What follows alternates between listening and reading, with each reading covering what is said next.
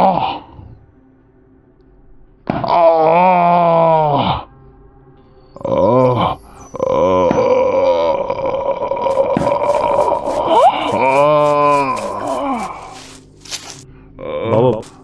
বাবা বাবা rat.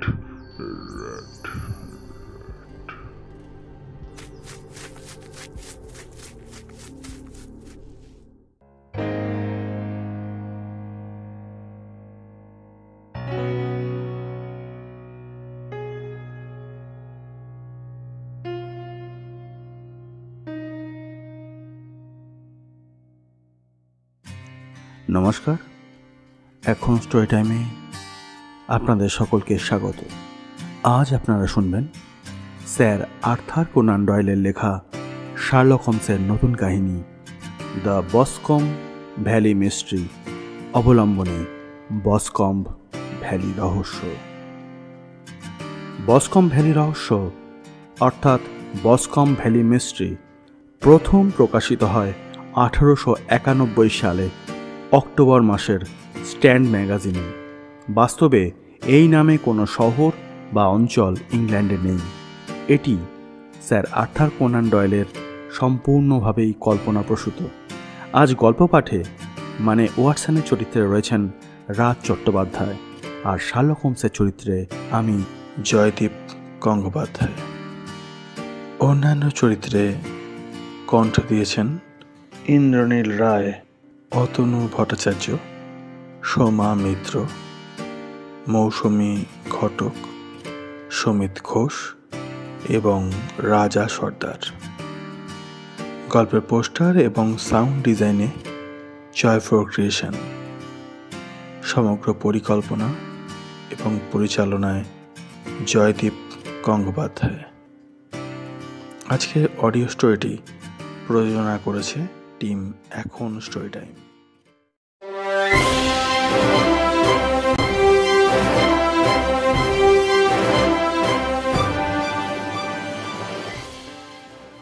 শুরু হচ্ছে স্যার আর্থার কোনান ডয়েলের লেখা গল্প অবলম্বনে শার্লক হোমস মিস্ট্রি, বসকম্ব ভ্যালি রহস্য।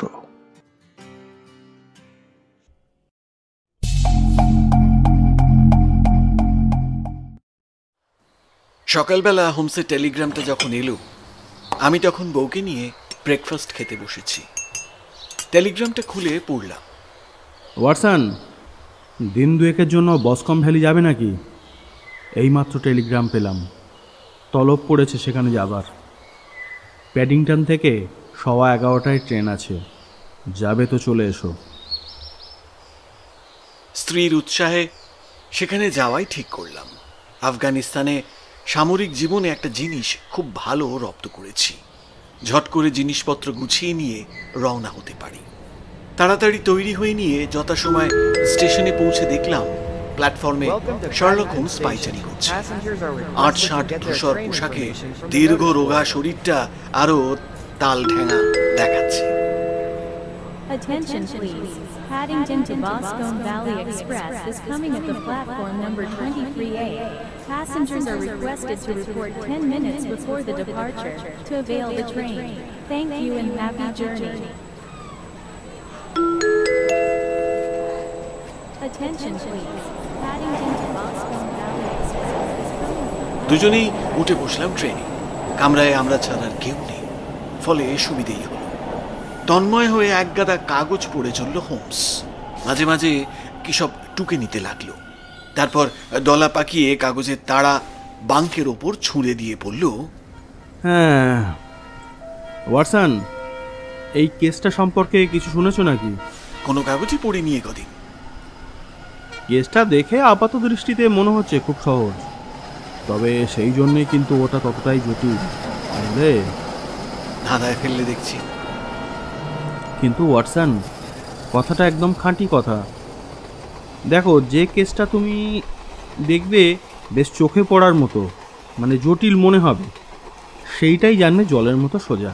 আর যেটা একটু সাদাসিধে টাইপের বলে ভাববে, দেখবে আসলে গোলমাল ওটাতেই বেশি। এই কেসটাতে অভিযোগ আনা হয়েছে যিনি মারা গেছেন তার ছেলের বিরুদ্ধে। খুনের মামলা? সেই রকমই মনে করা হয়েছে। তবে তলিয়ে না দেখা পর্যন্ত আমি সেরকম কিছু মনে করার পাত্র নই, তুমি তো জানো। কেসটা মন দিয়ে শোনো। হেয়ারফুটশায়ারে রস থেকে অনতি দূরে অবস্থিত বসকম উপত্যকাটা হলো একটা জেলা শহর। এই বসকম ভ্যালির সবচেয়ে বড় জায়গিরদার হলেন জন টার্নার। অস্ট্রেলিয়া থেকে অনেক টাকা রোজগার করে এনে জমি জমা কিনে চাষবাস করছেন। একটা ফার্ম হাউস ভাড়া দিয়েছেন চার্লস ম্যাকার্থি নামে এক ভদ্রলোককে। ইনিও অস্ট্রেলিয়া থেকে এসেছেন। সেখানে আগে আলাপ ছিল, এখানেও তাই প্রতিবেশী হয়ে রয়ে গেলেন।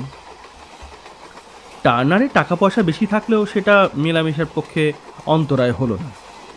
দুজনেরই বউ গত হয়েছেন। টার্নারের এক মেয়ে, ম্যাকার্থির এক ছেলে। দুজনেরই বয়স 18। প্রতিবেশীদের সঙ্গে কেউই খুব একটা মিশতেন না। টার্নারের বাড়িতে চাকর বাকর 6 জন, ম্যাকার্থির 2 জন। গত সোমবার 3রা জুন ম্যাকার্থি বিকেল 3টে নাগাদ বসকম লেকে যান। চাকরকে বলে যান কার সঙ্গে নাকি দেখা করার কথা আছে, আর ফেরেননি। ফার্ম হাউস থেকে হ্রদটা সিকি মাইল দূরে। 2 জন দেখেছে ম্যাকার্থিকে সেখানে যেতে। একজন বুড়ি, নাম জানেনি, আর একজন বাগানের মালিক। ম্যাকার্থির বেশ কিছু পিছনে তার ছেলে জেমসকেও সে যেতে দেখেছে। হাতে একটা বন্দুক ছিল। বাপকে যেন একটু চোখে চোখে রেখেই হাঁটছিল ছেলেটা। মালির মেয়েও দেখেছে বাপ বেটাকে হ্রদের ধারে। বনের মধ্যে ফুল তুলছিল মেয়েটা। সেখান থেকেই সে দেখতে পায় যে বাপ বেটার মধ্যে তুমুল কথা কাটাকাটি চলছে। ছেলে এমনভাবে একবার হাত তুলল যেন এই বুঝি মেরে বসবে বাপকে। ভয়ের চোটে মেয়েটা দৌড়ে এসে মাকে সবে ঘটনাটা বলতে শুরু করেছে। এমন সময় ছুটতে ছুটতে এসে জেমস বলল বাবাকে এইমাত্র সে মরে পড়ে থাকতে দেখেছে বনের ধারে। জেমসের তখন বিহ্বল অবস্থা। মাথায় টুপি নেই, বগলে বন্দুক নেই, হাতে আর আস্তিনে কাঁচা রক্ত লেগে আছে। জেমসের সঙ্গে গিয়ে দেখা গেল সত্যিই ম্যাকার্থির মৃতদেহটা পড়ে রয়েছে হ্রদের ধারে। খুব ভারী কিন্তু ভোঁতা ধরনের কোনো অস্ত্র দিয়ে বেশ কয়েকবার ঘা মেরে খুলি ফাটিয়ে দেওয়া হয়েছে, ঠিক যেন ছেলের বন্দুকের কুঁদোর মার। বন্দুকটাও পাওয়া গেল একটু তফাতে ঘাসের ওপর। ছেলেকে গ্রেপ্তার করে ম্যাজিস্ট্রেটের কাছে নিয়ে যাওয়া হয়েছে। এই অবস্থায় জেমসকেই দোষী বলতে হয়। দেখো ওয়াটসন, সেভাবে যদি দেখতে চাও তাহলে কিন্তু আমার মনে হয় অবিচারই করা হবে। জেমস দোষী হতে পারে, আবার নাও হতে পারে। শুধু পরিস্থিতি দেখলে হবে না, অন্য দৃষ্টিকোণ থেকে দেখতে হবে ব্যাপারটা। টার্নারের মেয়ে স্কটল্যান্ড ইয়ার্ডের লেস্ট্রেটকে দিয়ে তদন্ত করাচ্ছে। তারই নির্বন্ধে আমার এখন ছুটতে হচ্ছে ঘন্টায় 50 মাইল বেগে, বুঝলে? কিন্তু হালে পানি পেলে হয়। শেষ পর্যন্ত তোমাকে সুনাম খোয়াতে হবে মনে হচ্ছে। কেস তো জলের মতো পরিষ্কার। জলের মতো পরিষ্কার? ওয়াটসন, অনেক সময় পরিষ্কার ব্যাপারই না চোখের বাইরে থেকে যায়। লেস্টেড হয়তো যেটা দেখেনি আমার চোখে সেটা পড়ে যেতে পারে। যেমন ধরো না কেন, তোমার শোয়ার ঘরের জানলাটা যে ডান দিকে, এই জিনিস হয়তো লেস্টেডের চোখ এড়িয়ে যাবে, কিন্তু আমার চোখ এড়ায়নি। সত্যিই অবাক হলাম। কিন্তু তাহলে তুমি জানলে কি করে? আরে ভাই, তোমার তো নারী নক্ষত্র সব আমি জানি। মিলিটারিতে থাকার ফলে পরিষ্কার থাকা তোমার একটা অভ্যেস দাঁড়িয়ে গেছে। রোজ দাড়ি কামাও রোদ্দুরে দাঁড়িয়ে, কিন্তু দেখছি যে তোমার দাড়ি তেমন কামানো হয়নি। তার মানে কি এই নয় যে যে জানলায় দাঁড়াও সেখানে রোদ থাকে না সকালে? খুঁটিয়ে দেখলে এমনি অনেক কিছুই আবিষ্কার করা যায়। এই কেসেও সেই সুযোগ আছে আমার কাছে, এটা আমার বিশ্বাস। কিরকম? ছেলেটাকে গ্রেপ্তার করা হয়েছে খামার বাড়ি থেকে ফিরে আসার পর, অর্থাৎ অকুস্থলে নয়। তখন সে বলেছিল সে নাকি জানতো তাকে গ্রেপ্তার হতে হবে। তার মানে খুনের অপরাধ স্বীকার করে নেওয়া হলো। কিন্তু তারপরেই বলেছে খুন সে করেনি। কিন্তু তাতে তো সন্দেহ বরং বাড়ে। মোটেই না, সন্দেহ একেবারেই চলে যায়। গ্রেপ্তারের সময় মেজাজ দেখালেই বরং সন্দেহ হতো।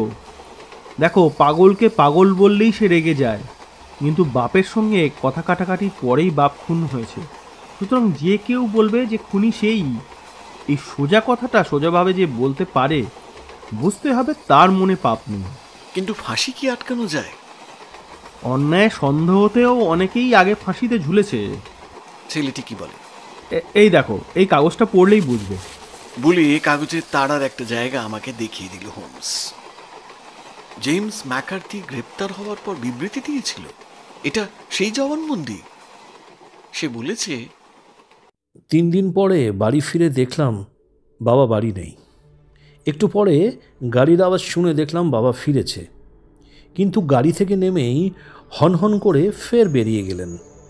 কোন দিকে গেল বুঝতে পারলাম না। বন্দুক নিয়ে আমি বেরোলাম হ্রদের পাড়ে গিয়ে খরগোশ শিকার করব বলে। রাস্তায় মালির সঙ্গে দেখা হলো। সে বলেছে আমি বাবার পেছন পেছন চলছিলাম। কথাটা ঠিক নয়। আমি জানতামই না বাবা আমার সামনে আছে। হ্রদের কাছাকাছি গিয়ে একটা কু করে ডাক শুনলাম। এভাবে বাবা আমাকে ডাকে, আমিও বাবাকে ডাকি। তাই হনহন করে এগিয়ে গিয়ে দেখি লেকের ধারে বাবা দাঁড়িয়ে আছে। আমাকে দেখে অবাক হলো, রেগে গেল, মারতে এলো। বাবার মেজাজ খুব উগ্র। আমি তাই কথা না বাড়িয়ে চলে এলাম। কিন্তু কিছু দূর আসতে না আসতেই বিকট চিৎকার শুনলাম পিছনে। দৌড়ে গিয়ে দেখলাম সাংঘাতিক জখম হয়েছে বাবা, মাথা ছাতু হয়ে গেছে বললেই চলে। বন্দুকটা ছুঁড়ে ফেলে দিলাম, বাবাকে জড়িয়ে ধরলাম। প্রায় সঙ্গে সঙ্গেই মারা গেল বাবা। কাছেই বাড়িটা মিস্টার টার্নারের। মিনিট কয়েক বসে থাকার পর গেলাম সেখানে, সব বললাম। বাবার শত্রু নেই, এইটুকু আমি জানি। বন্ধুও তেমন নেই। প্রাণটা বেরিয়ে যাওয়ার আগে বাবা কিছু বলেছিলেন? ইঁদুর সম্বন্ধে কি যেন বলছিল। মানে কি বুঝলে? ভুল বকছিল। বাবার সঙ্গে ঝগড়াটা হলো কি নিয়ে? বলবো না। বলতেই হবে। তার সঙ্গে এ ব্যাপারে কোনো সম্পর্ক নেই। সেটা কোর্ট বুঝবে। জবাব না দিলে তোমার ক্ষতি হবে। হোক। আচ্ছা, কুকুরে শব্দ করে বাবা তোমাকে ডাকতো, তুমিও বাবাকে ডাকতে? হ্যাঁ। কিন্তু বাবা তো জানতেন না তুমি যে বাড়ি ফিরেছো, তাহলে ডাকলে না কেন? হ্যাঁ, বলতে পারবো না। বিকট চিৎকার শুনে ফিরে এসে সন্দেহজনক কিছু দেখেছিলে? না, মানে সেরকম কিছু দেখিনি। তাহলে কি দেখেছিলে? আমি তখন পাগলের মতো বাবার দিকে দৌড়াচ্ছি, কোনো দিকে খেয়াল নেই। সে সময় মনে হলো যেন বাঁ দিকে ধূসর রঙের কি একটা পড়ে রয়েছে, অনেকটা আলখাল্লার মতো। বাবার পাশ দিয়ে উঠে দাঁড়িয়ে জিনিসটা আর দেখিনি। তাহলে বাড়ি যাওয়ার আগে তুমি দেখলে যে জিনিসটা নেই, তাই তো? হ্যাঁ। ঠিক কি বলে মনে হয় জিনিসটা? কাপড়ের মতো কিছু। ডেড বডি থেকে কত তফাতে? প্রায় 12 গজ তফাতে। বন সেখান থেকে কত দূর? ওই রকমই। তাহলে বলতে চাও তুমি থাকতে থাকতেই জিনিসটা উধাও হয়ে গেল, তাই তো? আমি কিন্তু সেদিকে পিছন করে বসেছিলাম।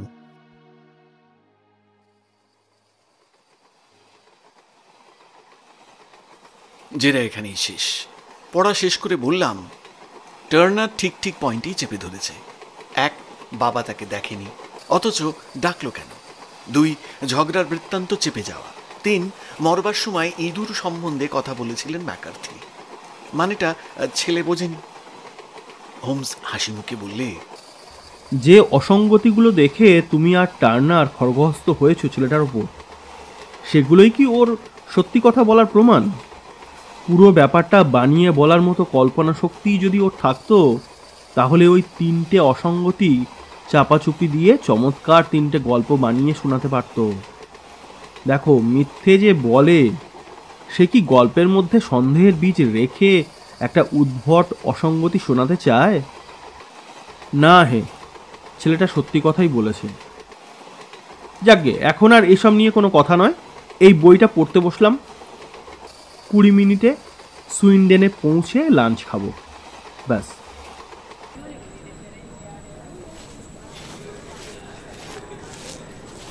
রস শহরে যথাসময় পৌঁছলাম। বেজির মতো ক্ষিপ্র ইন্সপেক্টর লেস্ট্রেড দাঁড়িয়েছিল প্ল্যাটফর্মে। চোখে শেহানা চাউনি। আগে নিয়ে গেল সরাইখানায়। ঘর ঠিক করাই ছিল। চা খেতে খেতে বলল, এখনই গাড়ি আসছে, সোজা অকুস্থলে চলুন। আজ রাতে গাড়ির দরকার হবে বলে মনে হয় না। তাই বলুন মিস্টার হোমস, কাগজ পড়েই তাহলে সমাধানে পৌঁছে গেছেন? খুবই সোজা কেস একটা, কিন্তু মেয়েটা না ছড়বান, আপনার সঙ্গে কথা না বলা পর্যন্ত রেহাই দিচ্ছে না। ওই যে এসে গেছে। একটা গাড়ি এসে দাঁড়ালো সরাইখানায়। হুড়মুড় করে ঢুকলো একজন পরমা সুন্দরী তরুণী। উদ্বেগে উৎকণ্ঠায় সামলাতে পারছে না নিজেকে। পর্যায়ক্রমে আমাদের দুজনের দিকে তাকিয়ে হোমসকে ঠিক চিনে নিল মেয়েটা। Mister Sherlock Holmes, glad to meet you. সত্যি আপনাকে দেখে খুব আনন্দ হচ্ছে। জেমস একেবারে নির্দোষ, জানেন। এইটুকুনি বয়স থেকে ওকে আমি চিনি। যে একটা মাছি পর্যন্ত মারতে পারে না, সে একটা মানুষ খুন করবে বলুন? মিস্টার হোমস, শুধুমাত্র এই বিশ্বাসটুকুনি নিয়ে এই তদন্তটা আপনি শুরু করুন। নিশ্চয়ই করব। জেমস যে নির্দোষ তাও প্রমাণ করব। ওর জবানবন্দি পড়ে আপনার কি মনে হয়নি যে ও নির্দোষ? হ্যাঁ, আমার তো সেই রকমই মনে হয়েছে। লেস্ট্রেডের দিকে ফিরে তাচ্ছিল্যের সুরে বললে মেয়েটা, কি আমি বলেছিলাম না? লেস্ট্রেড কাঁধ ঝাঁকিয়ে বলল, মিস্টার হোমস একটু তাড়াতাড়ি সিদ্ধান্তে পৌঁছে যাচ্ছেন। তাই নাকি? আর কীরকম? মিস্টার হোমস, এই তদন্তটা আপনি শুরু করুন। জেমসের বাবা চাইতেন জেমসের সঙ্গে আমার বিয়ে হোক, কিন্তু আমরা একে অপরকে ছেলেবেলা থেকেই ভাই বোনের মতন ভালোবেসে এসেছি। আর এই বিষয় নিয়েই বাপ বেটায় প্রায় ঝগড়াঝাটি হতো। তোমার বাবা কি বলতো? তার মত নেই। জেমসের বাবা ছাড়া কারোরই মত নেই। বলতে বলতে সুন্দরী মিস টার্নারের মুখখানা লাল হয়ে গেল। কালকে তোমার বাবার সঙ্গে দেখা করতে যাব ভাবছি। ডাক্তার রাজি হবেন বলে মনে হয় না। কেন? গত কয়েক বছর ধরেই ওনার শরীর খুব খারাপ। তারপরে এই ঘটনার ধাক্কায় উনি একেবারে বিছানা নিয়েছেন। ডাক্তারও হাল ছেড়ে দিয়েছেন। আসলে ভিক্টোরিয়া থাকার সময় থেকেই তো ওনার মিস্টার ম্যাকার্থির সাথে বন্ধুত্ব। ভিক্টোরিয়ায় ছিলেন? বাহ, খবরটা কাজে লাগবে মনে হচ্ছে। হ্যাঁ, খনির কাজে ছিলেন। সোনার খনি, তাই না? টাকা রোজগার করেছেন সেইখানেই। হ্যাঁ। থ্যাংক ইউ, এই খবরটাও কাজে লাগবে। আপনি নিশ্চয়ই জেলখানায় জেমসের সঙ্গে দেখা করতে যাবেন। ওকে বলবেন আমি জানি ও নির্দোষ। বলবো, নিশ্চয়ই বলবো। আজ আর বসবো না মিস্টার হোমস, চলি। বাবার অবস্থা ভালো নয়। বলতে বলতে দ্রুত বেগে বেরিয়ে গেলেন মিস টার্নার। একটু পরেই শুনলাম চাকার আওয়াজ মিলিয়ে যাচ্ছে দূরে।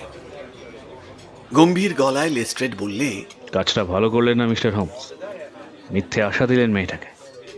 লেস্ট্রেড, একটা কথা তাহলে তোমাকে বলি। জেমসকে খালাস করতে পারবো এই বিশ্বাস আমার আছে, তবে জেলখানায় গিয়ে দেখা করবার অনুমতি কি পাবো আমি? শুধু আপনি আর আমি পাবো।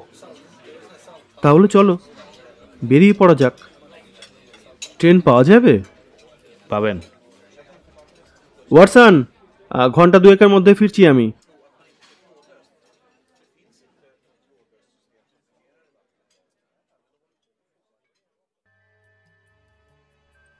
এই দুটো ঘন্টা যেন আর কাটতে চাইল না আমার।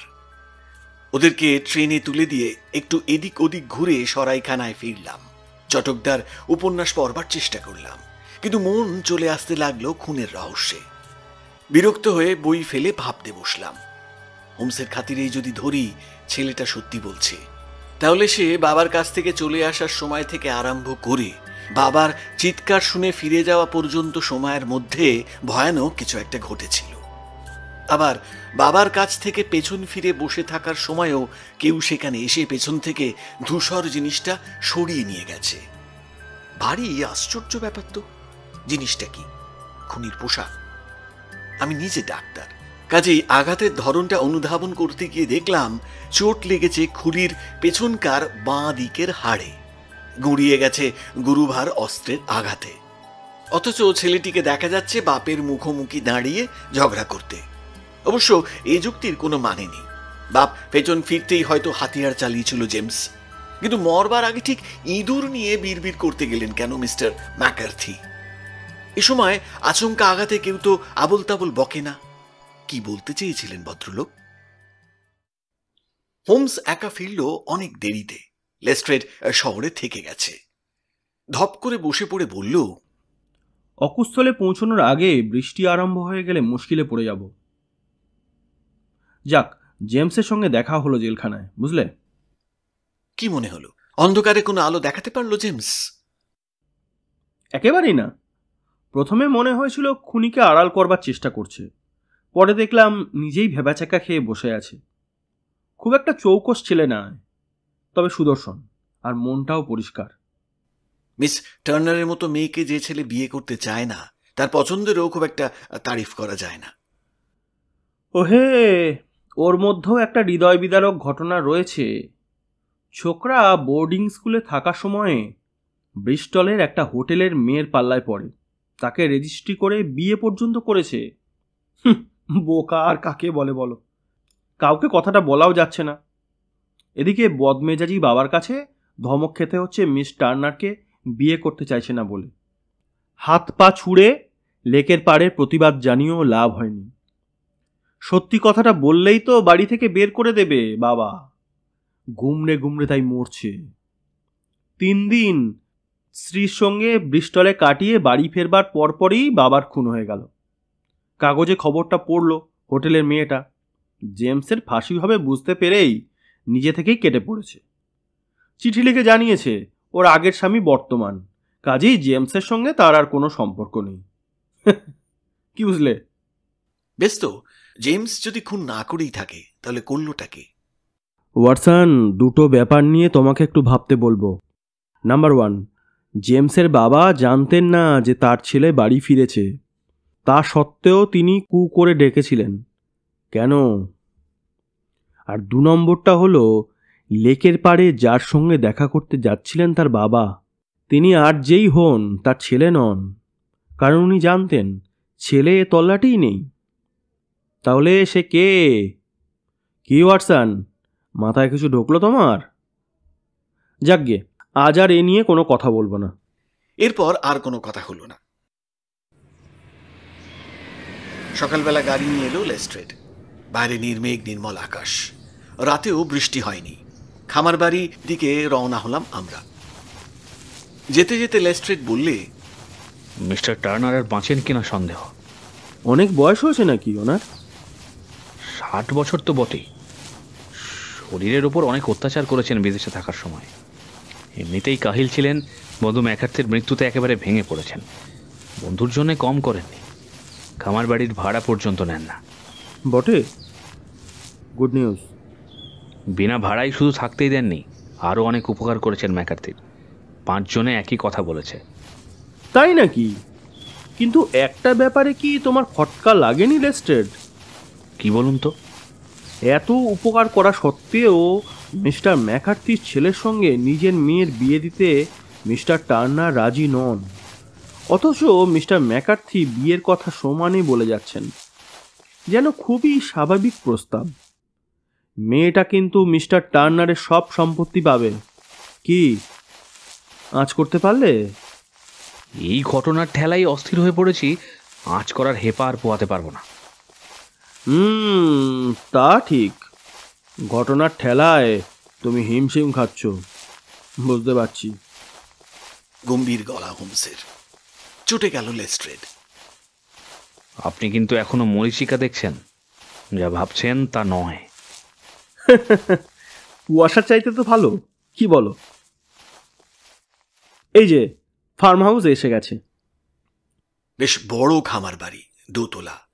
সদ্য শোকের ছাপ সর্বত্র। দরজায় ধাক্কা দিতেই ঝি বেরিয়ে এলো। কাকে চাই? আমার নাম শার্লক হোমস। মিস্টার ম্যাকার্থির হত্যাকাণ্ডের তদন্তের জন্য একটু হেল্প চাই। বলুন। 2 জোড়া জুতো চাই। মারা যাওয়ার সময় মিস্টার ম্যাকার্থি যে বুটটা পরেছিলেন সেইটা, আর তার ছেলের 1 জোড়া বুট আমায় দিতে পারো? একটু অপেক্ষা করুন, আনছি। কাজের মেয়েটি এরপর ভেতরে চলে গেল এবং একটু পরে জুতো জোড়া নিয়ে এলো। হোমস ফিতে বার করে ঘুরিয়ে ফিরিয়ে দেখে জুতোগুলোর 7-8 রকম মাপ নিল। তারপর জুতোগুলো ফেরত দিয়ে আমরা রওনা হলাম লেকের দিকে। হোমসের চোখ মুখে চেহারা মুহূর্তে পাল্টে গেল। বরাবর দেখেছি এই ধরনের সন্ধানী অভিযানে নামলেই ও যেন শিকারী কুকুরের মতো আত্মনিমগ্ন আর হন্যে হয়ে ওঠে। তখন কারোর কথা কানে ঢোকে না, বেশি কথা বলতে গেলে খেঁকিয়ে ওঠে। ভুরু কুঁচকে ইস্পাত কঠিন চোখে মাটির দিকে তাকিয়ে 2 কাঁধ বাঁকিয়ে নাকের পাটা ফুলিয়ে হন হন করে হেঁটে হেঁট মাথায় এদিক ওদিক ঘুরে চলেছে। এইভাবেই মাঠে নামলো। তারপর গেল লেকের ধারের জঙ্গলে। জলা জায়গায় অসংখ্য পদচিহ্ন।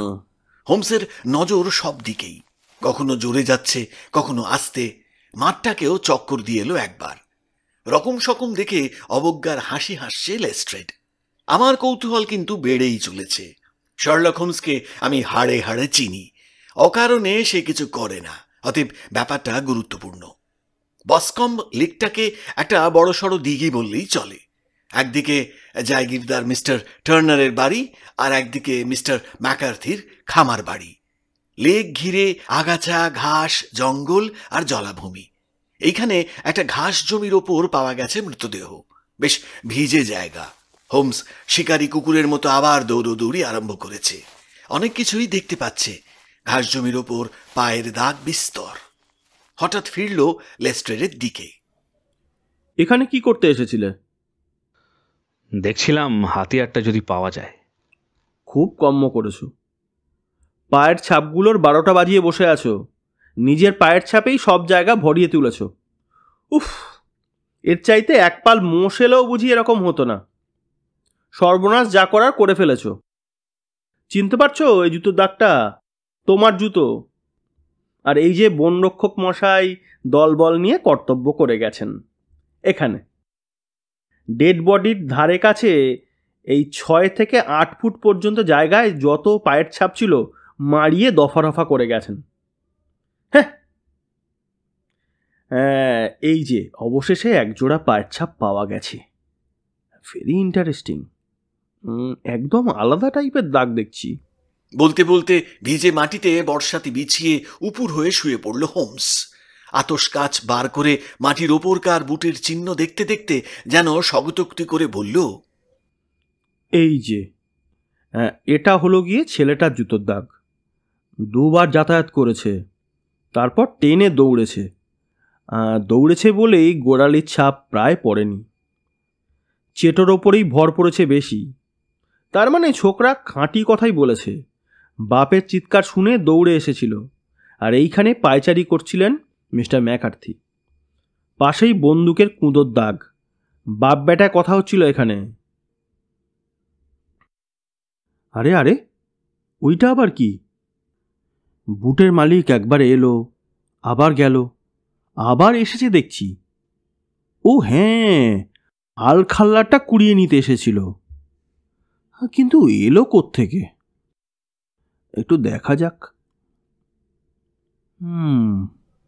চেনা গন্ধ পেয়ে ব্লাড হাউন্ড যেভাবে নাক নামিয়ে ঊর্ধ্বশ্বাসে দৌড়ায়, হোমসও এবার সেইভাবে মাটি দেখতে দেখতে দৌড়তে লাগলো। পেছনে ছুটলাম আমরা। এসে পৌঁছলাম বনের ধারে। আরো কিছু দূর গেল হোমস। ফের শটাং উপুর হয়ে শুয়ে মাটি পরীক্ষা করলো আতস কাঁচ দিয়ে। শুকনো পাতা টাতা সরিয়ে ধুলোর মতো খানিকটা বস্তু নিয়ে খামের মধ্যে ভরল। খুশিতে চোখ মুখ বেশ উজ্জ্বল হয়ে উঠেছে। আশপাশ আবার দেখলো আতস কাছের মধ্যে দিয়ে। এবড়ো খেবড়ো একটা পাথর নিয়েও তন্ময় হয়ে রইল অনেকক্ষণ। শ্যাওলার মধ্যে পড়েছিল পাথরটা। তারপর গেল বড় রাস্তা পর্যন্ত। ফিরে এসে সহজ গলায় বললে, ওয়াটসন, দারুণ ইন্টারেস্টিং মামলা, বুঝলে? একেবারে জমে ক্ষীর। ডান হাতের ওই বাড়িটা নিশ্চয়ই মিস্টার টার্নারের, তাই না? তোমরা এগো, আমি একটু আসছি, মিস্টার টার্নারের বাড়ির সরকারের সঙ্গে দেখা করে একটা চিঠি লিখে আসতে হবে। মিনিট 10 পরে হোমস ফিরে এলো। গাড়ি ছুটল শহরের দিকে। হোমসের হাতে শ্যাওলায় পড়ে থাকা সেই পাথরটা দেখলাম। লেস্ট্রেডের হাতে তুলে দিয়ে বললে, এই নাও হত্যার হাতিয়ার। কি করে বুঝবো যে এটা দিয়ে খুন করা হয়েছিল? গায়ে তো কোনো দাগ দেখছি না।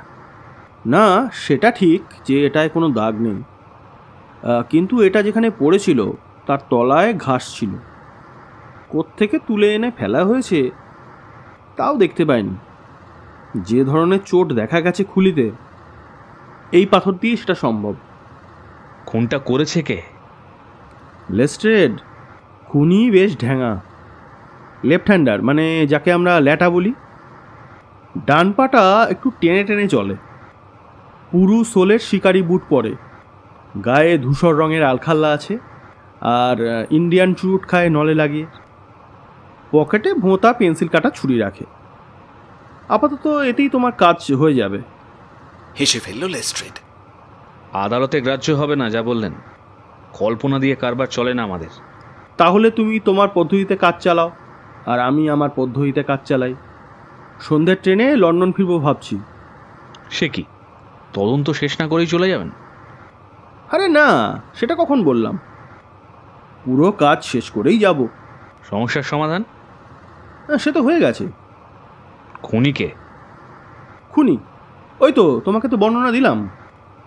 তার নাম? আরে ভাই, খুঁজলেই পেয়ে যাবে। এই তল্লাটে খুব একটা লোকজন থাকে না। দূর মশাই, ঘোড়া লেটার সন্ধানে টোটো করলে হেসে কুটিপাটি হবে স্কটল্যান্ড ইয়ার্ড। ক্লু তো তোমায় দিয়ে দিলাম, আমার কর্তব্য শেষ। এসে গেছে তোমার আস্তানা। গাড়ি থেকে নেমে গেল লেস্ট্রেড। এবার আসি। আমরা ফিরলাম সরাইখানায়। খেতে বসে বিশেষ কথা বলল না হোমস। মুখ দেখে বুঝলাম দোটানায় পড়েছে। খাওয়া শেষ হলো। চুরুট ধরিয়ে হোমস বললে, ওয়াটসন, এই মামলায় দুটো অত্যন্ত আশ্চর্য ব্যাপার শুনে নিশ্চয়ই তোমার খটকা লেগেছে। একটা হলো ওই কু করে ডাক, আর 2 নম্বর হচ্ছে মরবার সময় ইঁদুর শব্দটা বলা। কু করে ডাকটা অস্ট্রেলিয়ায় চালু আছে, সেখানে একজন আর একজনকে ওইভাবেই ডাকে। মিস্টার ম্যাকার্থি যাকে ডেকেছিল সেও তাহলে অস্ট্রেলিয়াতে থাকতো, সেইখানেই দুজনের পরিচয়। দেখাও করতে গিয়েছিলেন তার সঙ্গে, ছেলেকে ডাকেননি। ইঁদুর ইঁদুর করে মারা গেলেন কেন? পকেট থেকে একটা কাগজ বার করে টেবিলে বিছিয়ে ধরল হোমস। বলল, আচ্ছা, আর ওই ইঁদুর ইঁদুর ব্যাপারটা, মানে র্যাট র্যাট, তাই তো? দেখো, এইটা হলো গিয়ে ভিক্টোরিয়া কলোনির ম্যাপ। ব্রিস্টলে কাল চিঠি লিখে আনিয়েছি। ম্যাপের এক জায়গায় হাত রেখে চাপা দিয়ে বলল, কি আছে পড়ে দেখো। আর8। হাত তুলে বলল, ARAT। এবার এই নামটা দেখো, বাল্লার 8। এই নামটাই তো মরবার আগে মিস্টার ম্যাকার্থি বলেছিলেন, তাই না? ছেলে শুধু শুনতে পায় শেষটুকু। নামটা নিশ্চয়ই খুনির। অদ্ভুত ব্যাপার তো। 3 নম্বর অদ্ভুত ব্যাপার হলো সেই ধূসর রঙের জিনিসটা, যেটা একটা আলখাল্লা। তাহলে ব্যাপারটা কীরকম দাঁড়ালো? যে অস্ট্রেলিয়াবাসী একজন গায়ে ধূসর আলখাল্লা চাপিয়ে ড্যাঙস মারার মতো করে পাথর হাঁকিয়ে খুন করে গেছে মিস্টার ম্যাকার্থিকে। কি ওয়াটসন, পরিষ্কার? নিশ্চয়ই। এই অঞ্চলটা তার নখদর্পণেও বটে, কেননা ওই লেকে পৌঁছনোর দুটোই তো কেবল রাস্তা, একটা খামার বাড়ি থেকে আর একটা মিস্টার টার্নারের বাড়ি থেকে। ঠিক ঠিক। ওয়াটসন, জমি পরীক্ষা করবার পর খুনির দেহের যে বর্ণনা ওই মাথামোটা লেস্ট্রেডকে আমি শোনালাম, তুমিও তো পাশে দাঁড়িয়ে শুনলে। শুনেছি ঠিকই, কিন্তু কিভাবে অত খবর জানলে বুঝিনি। কতখানি লম্বা সেটা নয়, দুটো পায়ের ছাপের মধ্যে ফাঁকটা দেখে আন্দাজ করলে। জুতোর চেহারাও ছাপ দেখে বলা যায়, কিন্তু এক পায়ে খোঁড়া জানলে কি করে? ডান পাটা সবসময় আলতোভাবে জমি ছুঁয়ে গেছে, চাপ পড়েনি। পা টেনে টেনে চললেই ওরকম হয়, বুঝলে? কি করে বললে সে ল্যাটা? খুলির পেছনে হাড় কিভাবে গুঁড়িয়েছিল তুমি জানো? চোট লেগেছিল বাঁ দিক ঘেঁষে। তার মানে বাঁ হাতে পাথর ছুঁড়ে মেরেছে খুনি। বাপ বেটায় ঝগড়ার সময়ে গাছের আড়ালে দাঁড়িয়ে চুরুট খেয়েছে আর ছাই ঝেড়েছে। ওয়াটসন, 140 টাইপের তামাকের ছাই নিয়ে একটা প্রবন্ধ লিখেছিলাম এককালে, তাই ছাই দেখেই বুঝলাম যে এটা ইন্ডিয়ান সিগার। কিছু দূরে পেলাম চুরুটের পোড়া অংশটা, ফেলে দিয়েছিল। নলে লাগিয়ে খাওয়া হয়েছে বুঝলে কি করে? গোড়াটায় দেখলাম দাঁতের কামড় নেই, তখনই বুঝলাম নিশ্চয়ই নলে লাগানো হয়েছিল। যে ছুরি দিয়ে কাটা হয়েছে সেটা ভোঁতা, কেননা কাটাটা অসমান, স্মুথ না। বুঝেছি তুমি কার কথা বলছো। খুনি হলেন কে? ঠিক এই সময় দরজা খুলে গেল। হোটেলের চাকর একজন আগন্তুককে ঘরে ঢুকিয়ে দিয়ে বললে, স্যার, মিস্টার জন টার্নার দেখা করতে এসেছেন। ভদ্রলোকের চেহারাটা দেখবার মতো। বার্ধক্যের ভাড়ে কাঁধ ঝুলে পড়েছে, পা টেনে টেনে হাঁটছেন। বলিরেখা আঁকা রুক্ষ মুখটি কিন্তু দুর্জয় মনোবলের প্রতিচ্ছবি। দাড়িতে জট, কার্নিশের মতো জটিল ভরু, খানদানি শক্তিমান চেহারা, কিন্তু মুখে যেন রক্ত নেই। ঠোঁট আর নাকের খাঁজ নীল হয়ে এসেছে। ডাক্তার বলেই এটা নিশ্চিতভাবে বুঝতে পারছি যে ভদ্রলোক দীর্ঘদিন ধরে ভয়ঙ্কর ছোঁয়াচে কোনো মারণ রোগের খপ্পরে পড়েছেন। প্রশান্ত কণ্ঠে হোমস বললে, চিঠি পেয়েছেন তাহলে? বসুন। আপনি লিখেছেন, কেলেঙ্কারি যদি না চাই তাহলে আপনার সঙ্গে যেন দেখা করি। নিজে আপনার কাছে যাইনি ওই কারণেই। বলুন বলুন কেন ডেকেছেন? কথাটা জিজ্ঞেস করলেন বটে, কিন্তু ক্লান্ত আর হতাশ চোখ দেখে মনে হলো জবাবটা তিনি জানেন। চোখে চোখে চেয়ে হোমস বললে, ম্যাকার্থি ঘটিত সব ব্যাপার আমি জানি। দুই করতালে মুখ লুকিয়ে গুঁইয়ে উঠলেন বৃদ্ধ টার্নার। জড়ানো কণ্ঠস্বরে বললেন, কিন্তু জেমসের সর্বনাশ হতে আমি দেব না। যদি দেখি বিনা পাপে তার শাস্তি হচ্ছে, ঠিক করেই রেখেছি, সব কবুল করব। শুনে খুশি হলাম। এতদিন কবুল করিনি মেয়েটার কথা ভেবে। বুক ভেঙে যাবে আমার গ্রেপ্তার হওয়ার কথা শুনলে। কিন্তু অতদূর জল গড়ালে তো? তার মানে? দেখুন, একটা বিষয় আমি আপনাকে স্পষ্ট করে বলে দিতে চাই। আমি সরকারের নুন খাই না। এ কেসে নাক গলিয়েছি স্রেফ আপনার মেয়ের পীড়াপিড়িতে। আপনার মেয়ে যা চায় আমিও তাই চাই। জেমসের গায়ে যেন আঁচ না লাগে। মিস্টার হোমস, ডায়াবেটিসে ভুগে ভুগে আমি শেষ হয়ে এসেছি। বড় জোর আর মাসখানেক আমার আয়ু। মৃত্যুটা বাড়িতেই হোক, এই আমি চাই। জেলে যেন না যেতে হয়। কলম আর কাগজ নিয়ে হোমস বলল, আপনি বলুন, সেদিন আপনি কি কি করেছিলেন? আমি লিখে নিচ্ছি। ওয়াটসন, তুমি সাক্ষী রইলে। জেমসকে যদি কোনো মতেই আর বাঁচানো না যায়, শুধুমাত্র তখনই প্রকাশ করব আপনার এই স্বীকারোক্তি।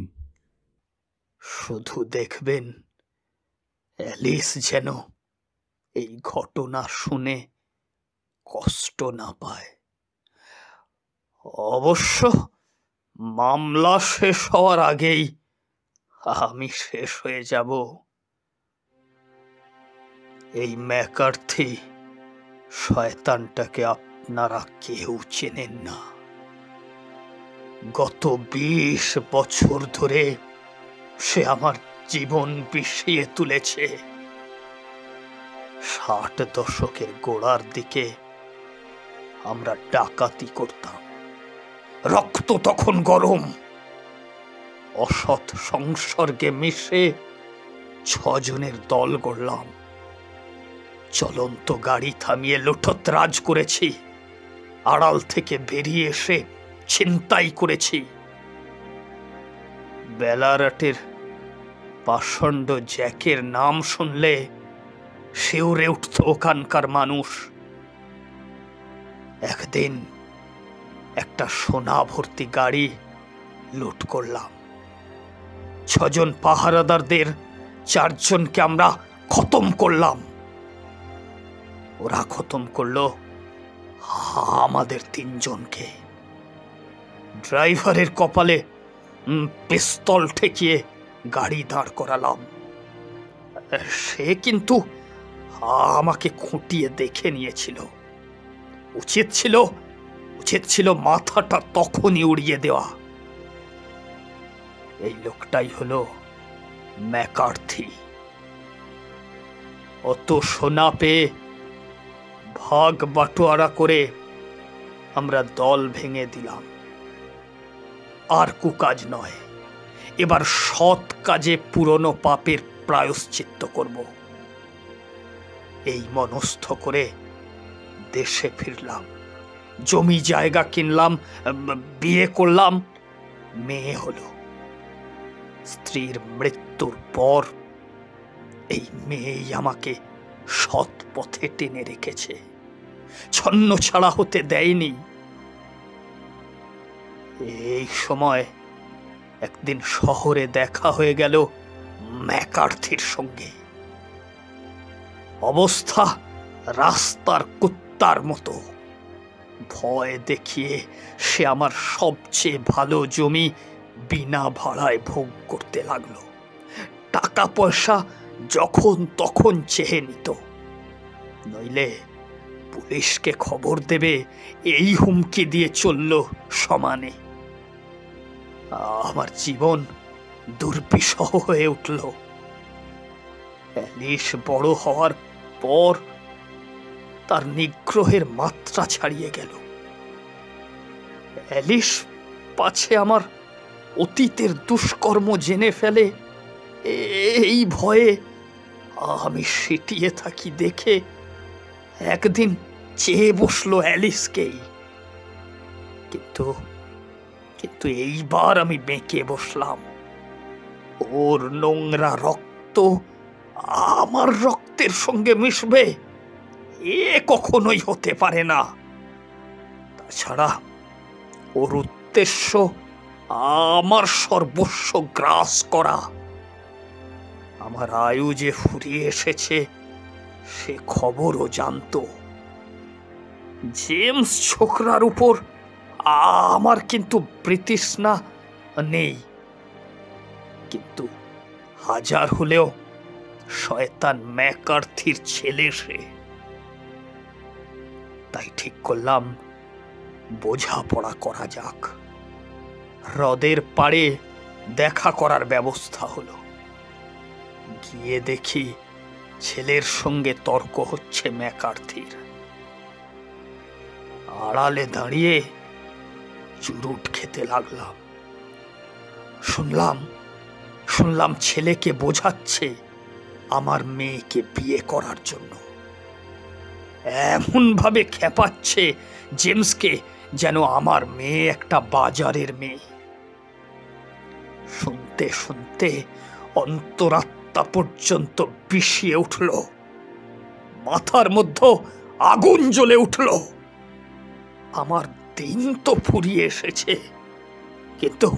কিন্তু ওই শয়তান বেঁচে থাকলে ও যে আমার জীবনের সুখ শান্তি কিছুই থাকবে না।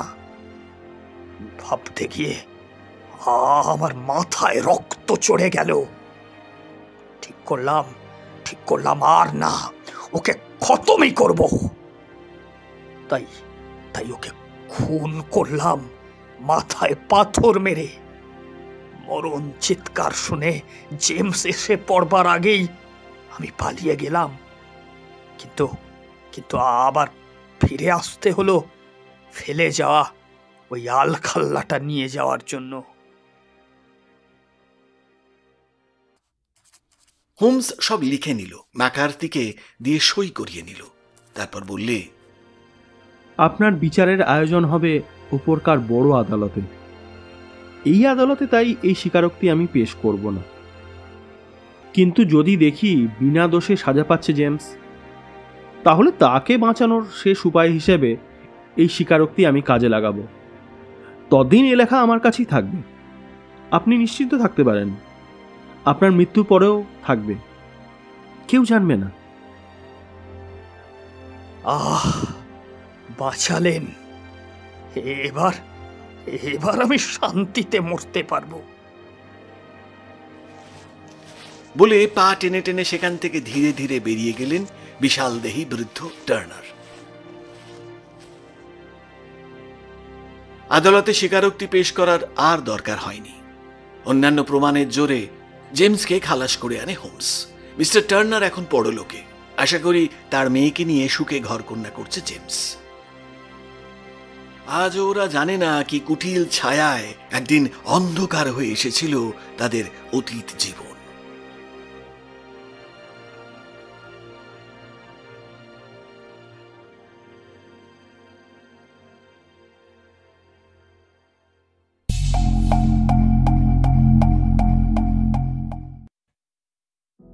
আমাদের আজকের গল্পটি আপনাদের কেমন লাগলো কমেন্টস করে জানান। আমাদের চ্যানেলটি সাবস্ক্রাইব করে আমাদের পাশে থাকবেন। ফিরে আসবো এরকমই কোনো আকর্ষণীয় গল্প নিয়ে। ধন্যবাদ।